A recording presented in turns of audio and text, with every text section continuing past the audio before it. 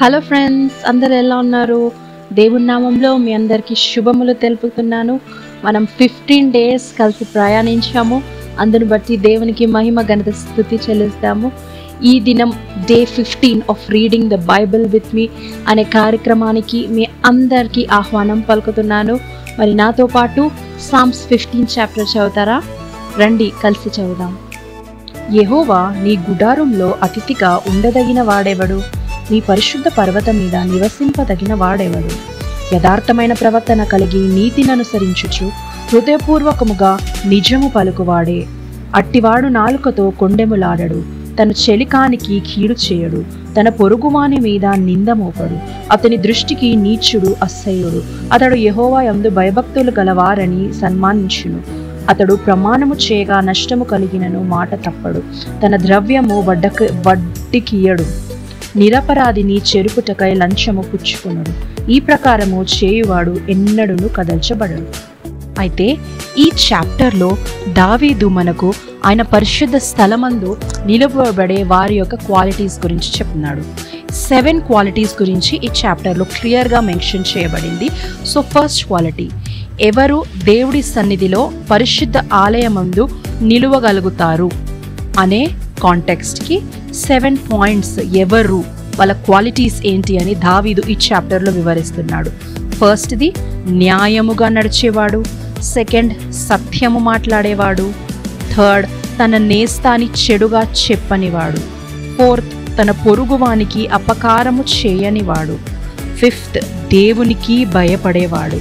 Sixth, ఒకసారి మాట ఇచ్చినప్పుడు ఏం జరిగినా మాట నిలబెట్టుకునేవాడు. సెవెంత్, మోసం చేయనివాడు, లంచము తీసుకునేవాడు. లాస్ట్ వర్స్లో ఇట్టి క్వాలిటీస్ కలిగిన మనిషి, ఇట్టి క్వాలిటీస్ కలిగిన ఒక పర్సన్ ఎన్నడూ కూడా కదల్చబడడు అని వాక్యం క్లియర్గా చెప్తుంది. కాబట్టి ఈ క్వాలిటీస్, ఈ 7 క్వాలిటీస్ మరి నీకు నాకు ఉన్నాయా అని మనల్ని మనం ఒకసారి పరీక్షించుకుందాం. మనం న్యాయంగా మాట్లాడతామా? మనం సత్యమే మాట్లాడతామా? మన నేస్తాలను, మన నేబర్స్ని, మన ఇరుగు పొరుగు వారిని మనం ప్రేమిస్తామా?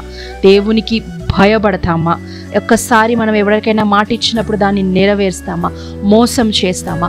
లంచం తీసుకుంటామా? అన్యాయపు తీర్పులు తీస్తామా? అన్యాయంగా మన పనులు చేస్తామా? ఒక్కసారి మనల్ని పరీక్షించుకునే సమయం. ఇవన్నీ మనము చేయకపోతే దేవుడు ఆలయంలో నిలిచి ఉంటాం. ఈ 7 క్వాలిటీస్ నువ్వు నేను కలిగి ఉంటే దేవుడు పరిశుద్ధ ఆలయంలో స్థిరంగా నిలబడతాం. ఏ తుఫాను వచ్చినప్పటికీ, ఏ అడ్డంకు వచ్చినప్పటికీ, ఏది వచ్చినప్పటికీ నువ్వు నేను కదల్చబడము. కాబట్టి ఒక్కసారి కళ్ళు మూసుకొని ప్రార్థన చేస్తామా? ఎస్ లార్డ్, నీకే స్తోత్రం తండ్రి. నాయన దేవా, మరి నీ పరిశుద్ధ ఆలయమందు నాయన నిలబడడానికి యేసయ్యా నాయన, ఈ పరిశుద్ధ ఆదివారము నాయన మాకు నాయన మమ్మల్ని పరీక్షించుకునే భాగ్యాన్ని అనుగ్రహించినందుకు స్తోత్రం తండ్రి. నాయన దేవా, ఈ 7 క్వాలిటీస్ కలిగాయా మేము నీ పరిశుద్ధ సన్నిధిలో నాయన నిన్ను స్తుతించడానికి నాయన మా ఆలయాలకు నాయన మేము ఈరోజు వెళ్ళుచుండగా నాయన నీ ఆత్మకార్యం జరిగించండి అయా. నీకే స్తోత్రం చెల్లిస్తూ, నీకే మహిమ చెల్లిస్తూ అయా, మా ఆత్మలు మా శరీరాలు నీకే అప్పగించుకుంటూ యేసు నామములో ప్రార్థిస్తున్నాం తండ్రి. ఆమేన్. ఈరోజు ఎంత గొప్ప విషయం కదా! దేవుడి పరిశుద్ధ స్థలమందు ఎవరు నిలబడాలో అని దేవుడు వాక్యంలో ఈరోజు మనతో మాట్లాడినాడు.